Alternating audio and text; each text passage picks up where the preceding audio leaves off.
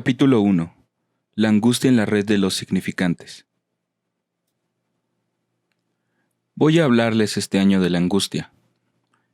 Alguien que no está en absoluto alejado de mí, en nuestro círculo, me dejó percibir, sin embargo, el otro día alguna sorpresa, por el hecho de que yo eligiera este tema, que no le parecía que diera para tanto. Debo decir que no me costará probarle lo contrario. En la masa de lo que se nos plantea sobre este tema a modo de preguntas, me será preciso elegir y con severidad. Por eso, trataré desde hoy de poner a ustedes manos a la obra. Pero ya esta sorpresa me pareció conservar la huella de no sé qué ingenuidad nunca extinguida, consistente en creer que cada año escojo, así como así, un tema que a mí me parecería interesante para seguir el juego de algún camelo. No. La angustia es muy precisamente el punto de encuentro donde les espera todo lo relacionado con mi discurso anterior. Verán ustedes cómo ahora podrán articularse entre sí cierto número de términos que antes habrían podido no parecerles suficientemente conjugados. Verán ustedes, así lo creo, cómo, al anudarse más estrechamente en el terreno de la angustia, cada uno de ellos ocupará mejor su lugar.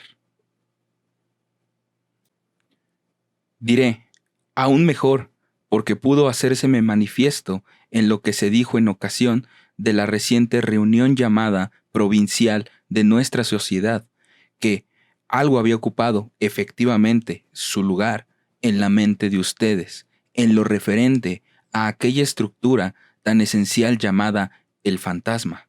Verán ustedes que la estructura de la angustia no está lejos de ella, por la razón de que es ciertamente la misma. Les puse en esta pizarra algunos pequeños significantes, puntos de referencia, como ayuda a memoria. No es grande, una pizarra, y quizás no estén todos los que yo hubiera querido, pero también conviene no abusar de los esquematismos. Forman dos grupos, a la izquierda que completaré. A la derecha, este grafo, a propósito del cual me excuso por importunarlos desde hace tiempo, pero que con todo es necesario, ya que su valor como referencia les parecerá, así lo creo, cada vez más eficaz. Además, su forma quizás nunca la hayan visto como la de una pera de angustia. Quizás no sea por azar que debamos evocarla aquí. Por otra parte, mientras que la pequeña superficie topológica a la que di el año pasado un papel tan importante, la del cross-cap, pudo sugerirles a algunos de ustedes ciertas formas de repliegue de los haces embriológicos, así como de las capas del córtex. Nadie, a pesar de la disposición a la vez bilateral y anudada de intercomunicaciones orientadas propia del grafo, ha mencionado a este respecto el plexo solar. No pretendo, por supuesto, librarles aquí sus secretos, aun cuando esta curiosa pequeña analogía no sea quizás tan externa como se cree, y merecía ser recordada al comienzo de un discurso sobre la angustia. Como lo confirma hasta cierto punto la reflexión con la que he introducido mi discurso, la de uno de mis allegados en nuestra sociedad, la angustia no parece ser aquello que los asfixia, quiero decir como psicoanalistas, y, sin embargo, decir que debería no sería excesivo. Está, en efecto, en la lógica de las cosas, es decir, de la relación que tienen ustedes con su paciente. Sentir la angustia que el sujeto puede soportar los pone en todo momento a prueba. Hay que suponer, pues, que, al menos para aquellos de entre ustedes que están formados en la técnica, la cosa ha acabado siendo regulada por ustedes mismos, de una forma que no se percibe, hay que decirlo. Pero el analista que entra en su práctica no está excluido de sentir gracias a Dios. Aunque presente muy buenas disposiciones para ser un psicoanalista, en sus primeras relaciones con el enfermo en el diván alguna angustia.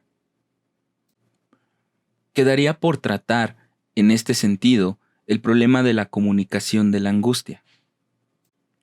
Esta angustia, que ustedes saben, al parecer, regular también en ustedes, ¿es la misma que la del paciente? ¿Por qué no? Dejo abierta la pregunta de momento. Quizás no por mucho tiempo. Vale la pena plantearla de entrada, aunque será preciso recurrir a nuestras articulaciones esenciales para darle una respuesta válida, y por lo tanto, esperar hasta haber seguido por un tiempo los primeros rodeos que voy a proponerles. Estos no están completamente fuera de toda previsión para quienes son mis oyentes. En efecto, si ustedes lo recuerdan, en ocasión de otra serie de jornadas llamadas provinciales que estuvieron lejos de haberme dado tanta satisfacción, creí necesario, a modo de paréntesis en mi discurso del año pasado, proyectar por adelantado una fórmula indicándoles la relación esencial de la angustia con el deseo del otro. Para quienes no estaban allí, recordaré la fábula, el apólogo, la imagen divertida que erigí ante ustedes por un instante. Revistiendo yo mismo ante ustedes la máscara animal con que se cubre el brujo de la gruta llamada de los tres hermanos, me imaginé frente a otro animal. De verdad, que supuse gigante en aquella ocasión, una mantis religiosa. Como yo mismo no sabía qué máscara llevaba, pueden imaginarse fácilmente que tenía alguna razón para no estar tranquilo ante la posibilidad de que, debido a algún azar, aquella máscara fuese impropia, induciendo en mi paternaire algún error sobre mi identidad. La cosa quedaba acentuada por lo siguiente, que añadí, yo no veía mi propia imagen en el espejo enigmático del globo ocular del insecto. Esta metáfora conserva hoy todo su valor. Justifica que haya puesto en el centro de los significantes en esta pizarra la pregunta que hace tiempo introduje como la bisagra entre los dos pisos del grafo, en la medida en que estos estructuran aquella relación del sujeto con el significante que, según creo, debe ser la clave de lo que introduce sobre la subjetividad la doctrina freudiana. ¿Qué voy? ¿Qué quieres? Fuercen un poco más el mecanismo, hagan entrar más la llave y tienen ustedes ¿qué me quiere? Con la ambigüedad que el francés permite respecto al me, entre el complemento indirecto o directo. No es solo ¿qué pide él a mí?, sino también una interrogación suspendida que concierne directamente al yo, no cómo me quiere, sino qué quiere en lo concerniente a este lugar del yo.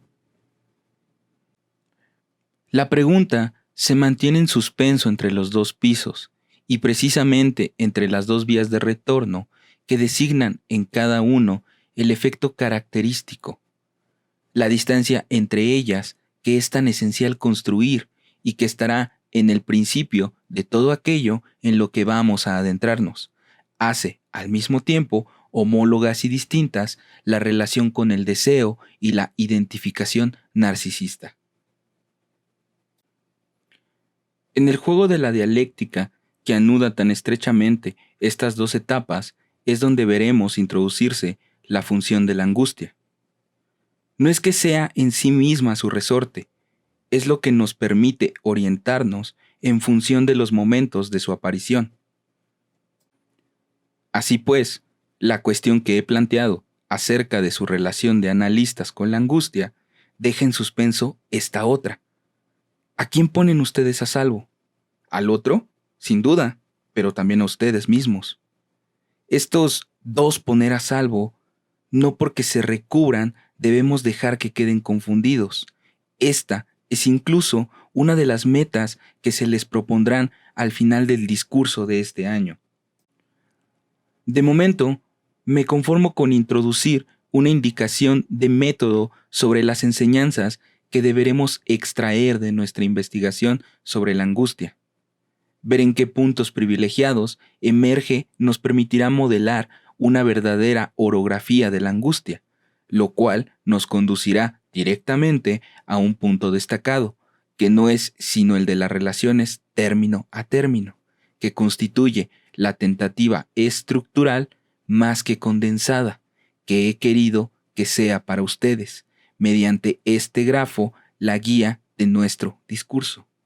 Si ustedes saben, pues, arreglárselas con la angustia, tratar de ver cómo ya nos permitirá avanzar.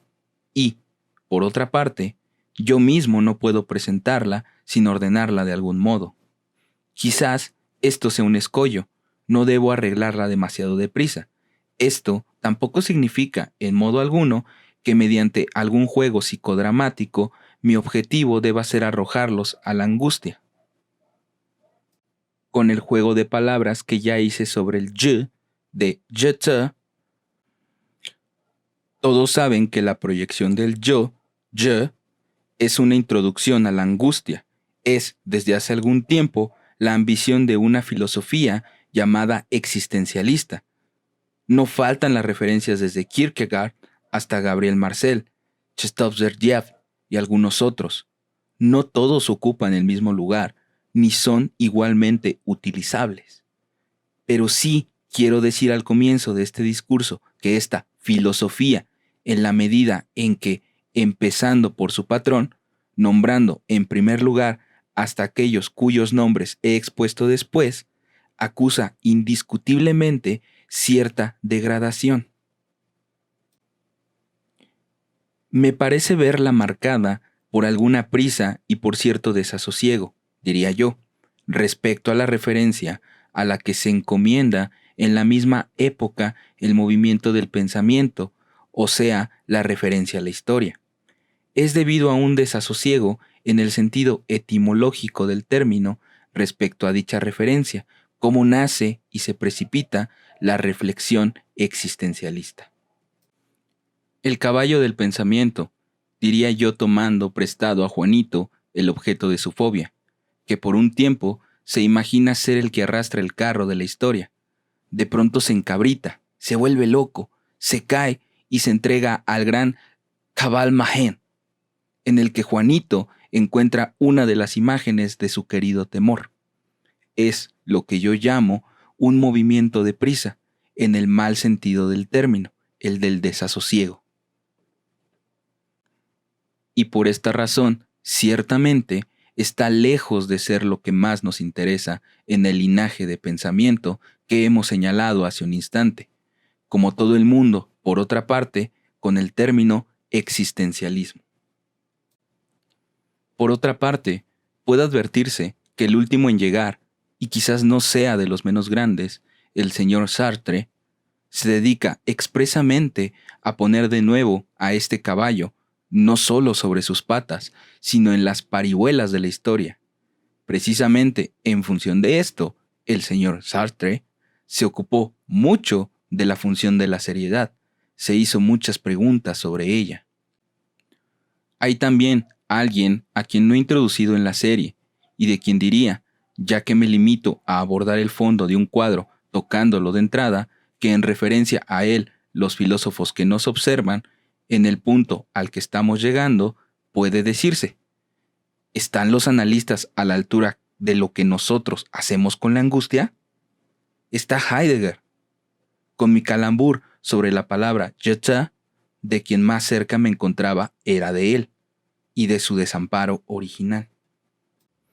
El ser para la muerte, para llamarlo por su nombre, que es la vía de acceso por la que Heidegger, en su discurso avesado, nos conduce a su interrogación enigmática sobre el ser del ente, no pasa verdaderamente por la angustia. La referencia vívida de la interrogación heideggeriana, él la nombró, ella es fundamental, es de todos, es delón, de la omnitud, de la cotidianidad humana, es la preocupación.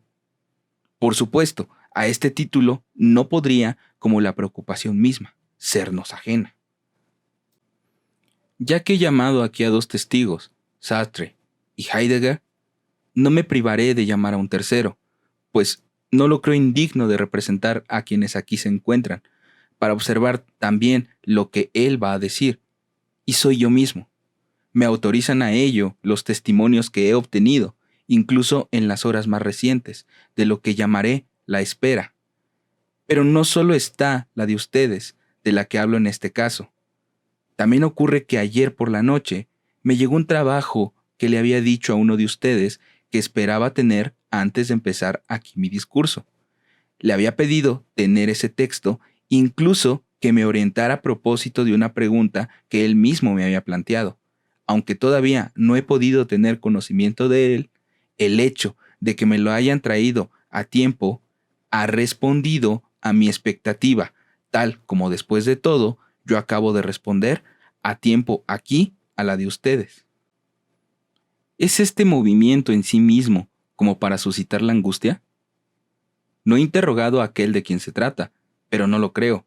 En cuanto a mí, a fe mía, puedo responder que esa expectativa, muy capaz, sin embargo, de hacer que recaiga sobre mí cierto peso, no es, creo poder decirlo por experiencia, una dimensión que en sí misma haga surgir la angustia, incluso diría lo contrario. Esta última referencia, tan próxima que puede parecerles problemática, he querido hacerla para indicarles de qué modo pienso comprometerlos en lo que es mi pregunta desde el comienzo. ¿A qué distancia poner la angustia para hablarles de ella sin meterla enseguida en el armario, sin dejarla tampoco en un estado vago? Pues bien, a fe mía, a la distancia que es la buena. Quiero decir, la que no nos pone demasiado cerca de nadie. A la distancia familiar que les evocaba precisamente al tomar estas últimas referencias, la de mi interlocutor que me trae in extremis su escrito y la relativa a mí mismo, que debo arriesgarme aquí a mi discurso sobre la angustia. Vamos a tratar de tomar esa angustia bajo el brazo. No por ello va a ser la cosa más indiscreta. Ello nos pondrá verdaderamente a la distancia opaca, créanme, que nos separa de quienes no somos más cercanos. Entonces, entre esta preocupación, esta seriedad y esta espera, ¿creerán ustedes que es así como he querido circunscribirla, atraparla? Pues bien, desengáñense, no hay que buscarla ahí en medio. Si he trazado, en medio de estos tres términos, un pequeño círculo con sus flechas separadas, es para decirles que si ahí es donde la buscan, pronto verán que el pájaro alzó el vuelo, si es que alguna vez allí estuvo. Inhibición, síntoma y angustia, tal es el título, el eslogan con el que a un analista le viene a la memoria y con el que queda marcado lo último que Freud articuló sobre el tema de la angustia. No voy a entrar en este texto, porque hoy estoy decidido, como lo ven ustedes desde el comienzo, a trabajar sin red. Y no hay tema en el que la red del discurso freudiano esté más cerca de darnos una falsa seguridad. Cuando entremos en este texto, verán precisamente lo que hay que ver a propósito de la angustia, a saber que no hay red. Tratándose de la angustia, cada eslabón, por así decir, no tiene otro sentido que el de dejar el vacío donde está la angustia. En el discurso de inhibición, síntoma y angustia, se habla, gracias a Dios, de todo menos de la angustia. ¿Significa esto que no se puede hablar de ella? Trabajar sin red evoca al funámbulo.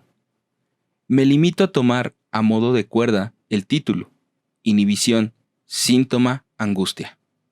Salta al entendimiento, si me permiten la expresión, que estos tres términos no están en el mismo nivel. Resultan heteróclitos, por eso los he escrito en 3 líneas escalonadas. Para que la cosa funcione, para poder entenderlos como una serie. En verdad es preciso verlos como los he puesto aquí, en diagonal, lo cual implica rellenar los blancos. No voy a demorarme en demostrarles lo que salta a la vista, la diferencia entre la estructura de estos tres términos, ninguno de los cuales tiene en absoluto, si queremos situarlos, los mismos términos como contexto o entorno. Así, la inhibición está en la dimensión del movimiento, en el sentido más amplio del término. No entraré en el texto, pero ustedes recuerdan de todos modos lo suficiente como para ver que Freud, a propósito de la inhibición, no puede hablar de otra cosa más que de la locomoción. El movimiento existe, al menos metafóricamente, en toda función, aunque no sea locomotriz. En la inhibición, de lo que se trata es de la detención del movimiento.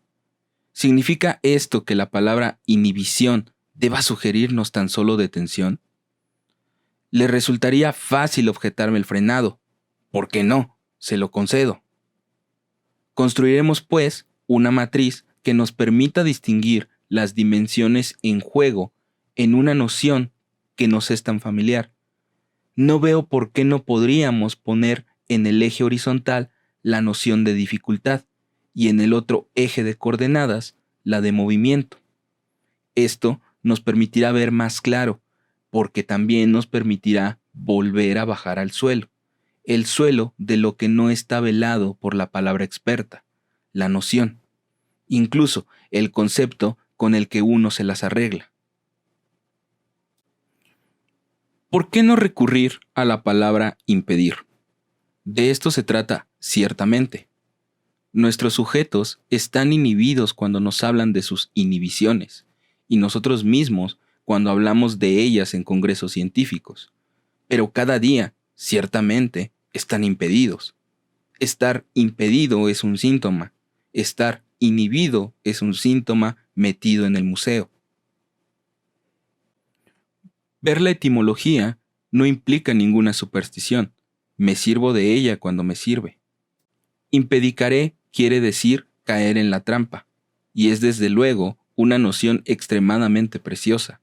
Implica, en efecto, la relación de una dimensión con algo que viene a interferirla y que, en aquello que nos interesa, impide no la función, término de referencia, no el movimiento que se ha vuelto difícil, sino ciertamente al sujeto.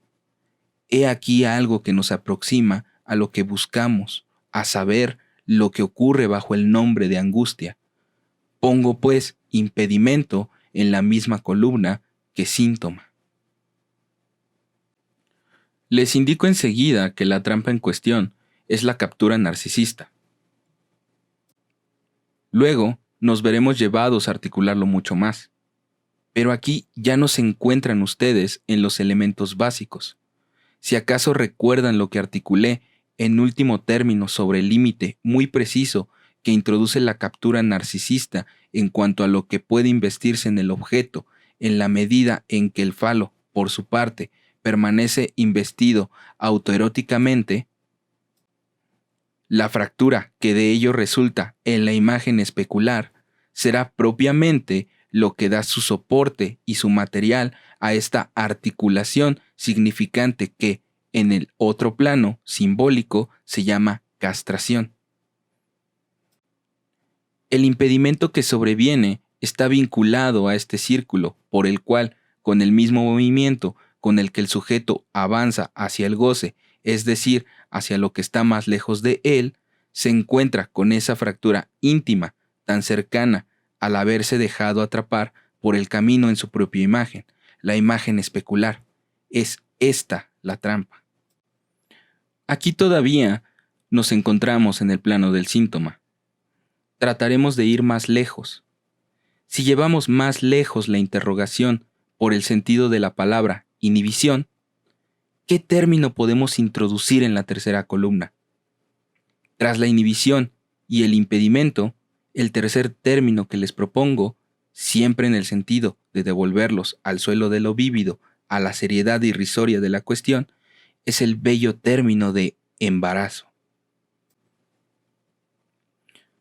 Nos será tanto más precioso cuanto que hoy la etimología me está colmando, queda claro, que el viento sopla a mi favor.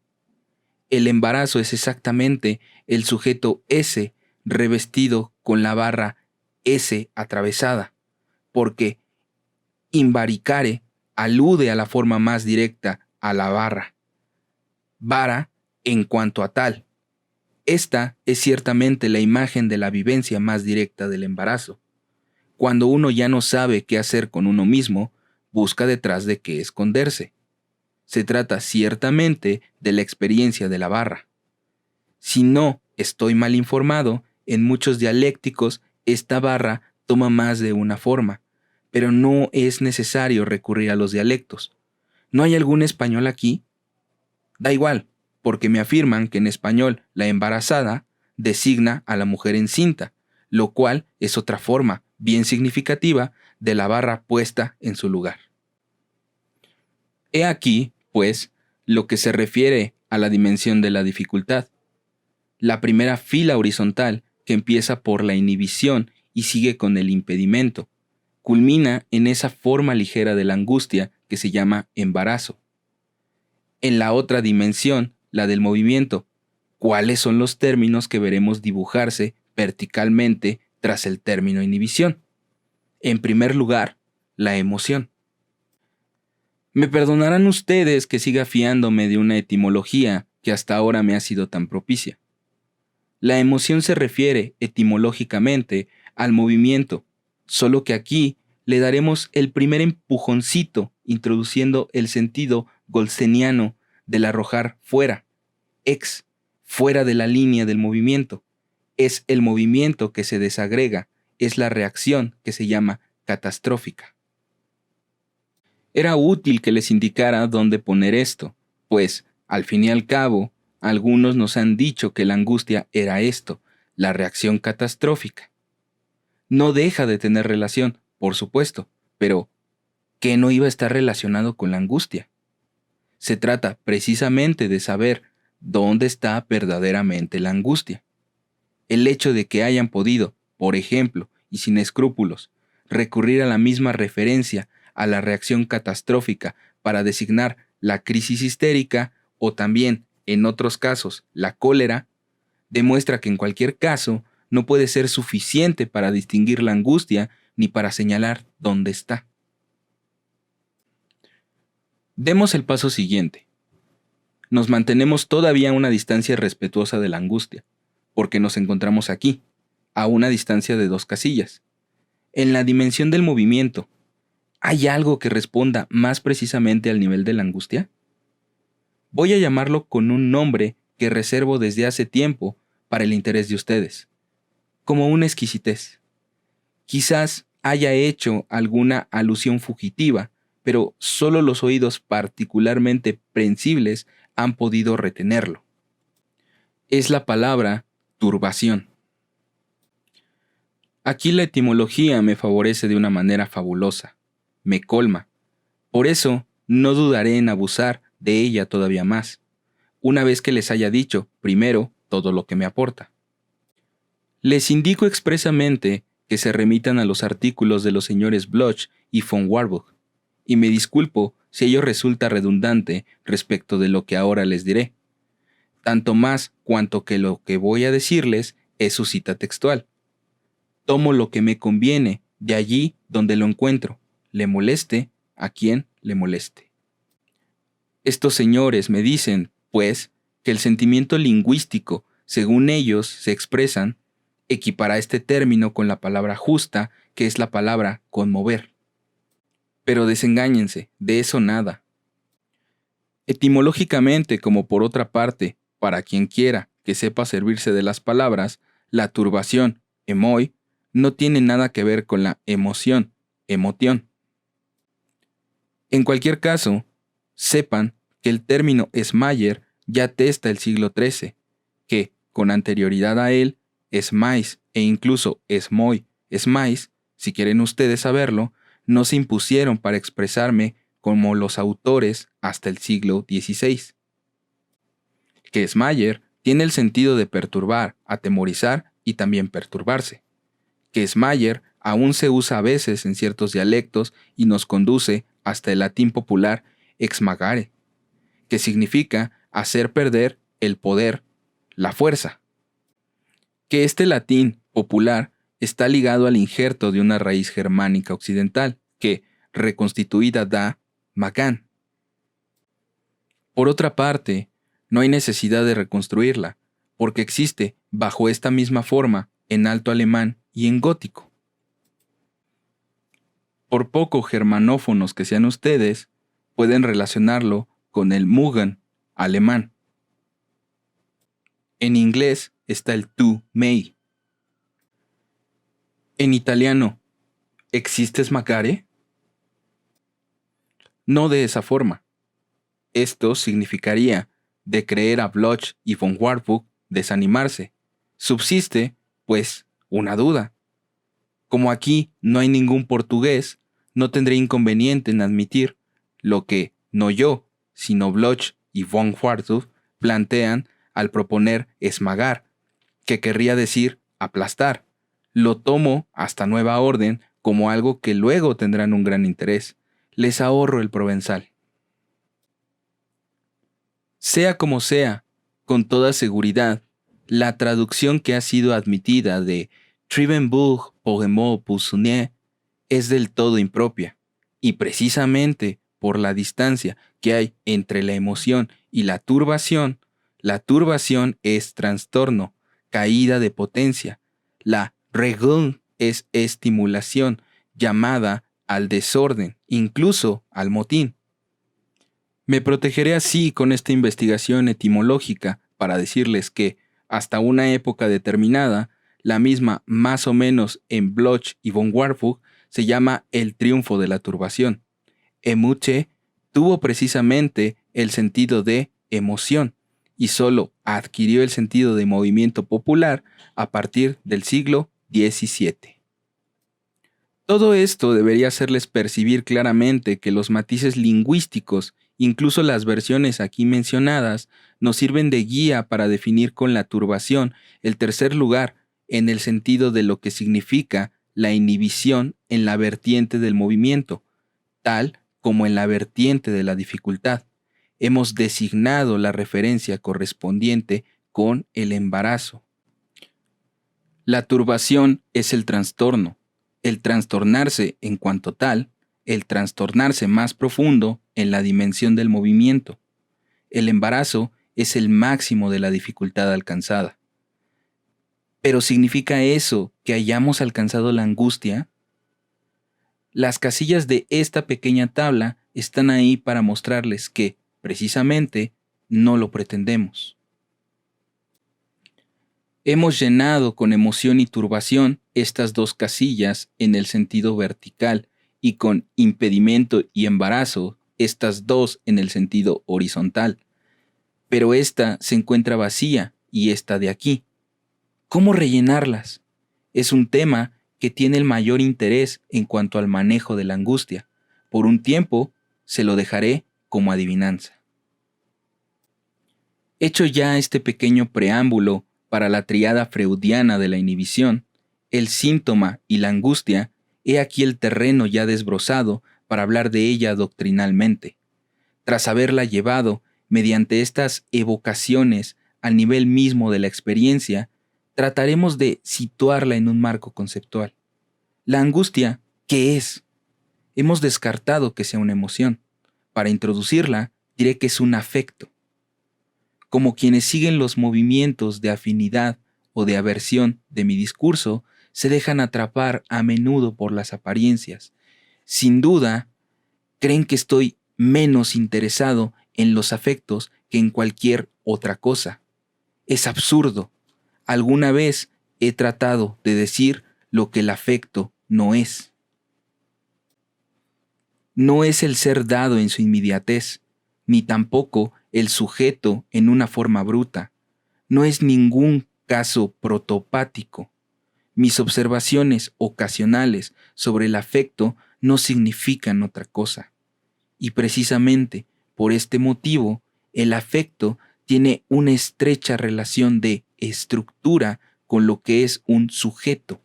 Incluso tradicionalmente, espero articulárselo de una forma indeleble la próxima vez. Por el contrario, lo que he dicho del afecto es que no está reprimido.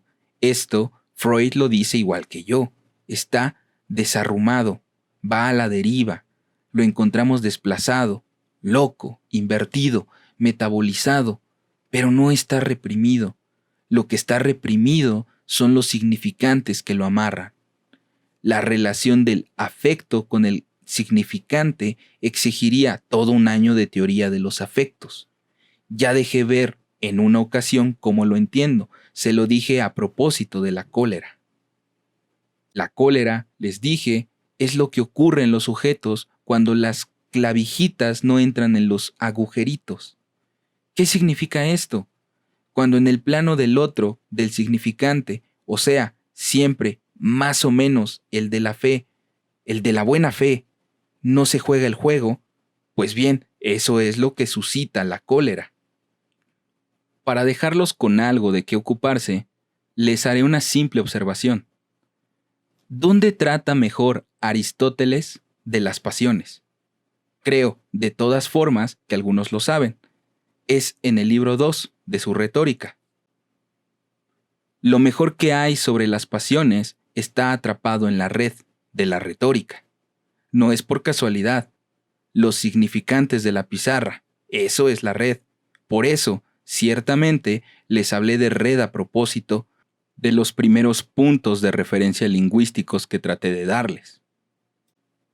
No he tomado la vía dogmática de hacer preceder de una teoría general de los afectos lo que voy a decirles de la angustia. ¿Por qué? Porque aquí no somos psicólogos, somos psicoanalistas.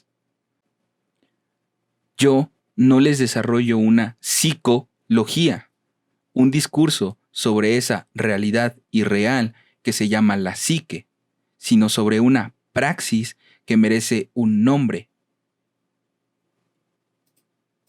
Erotología. Se trata del deseo y el afecto por el que nos vemos llevados, quizás, a hacer surgir todo lo que este discurso comporta a título de consecuencia no general sino universal, sobre la teoría de los afectos es la angustia. Es sobre el filo de la angustia donde debemos mantenernos y sobre este filo espero llevarlos más lejos la próxima vez. Este seminario se llevó a cabo el 14 de noviembre de 1962.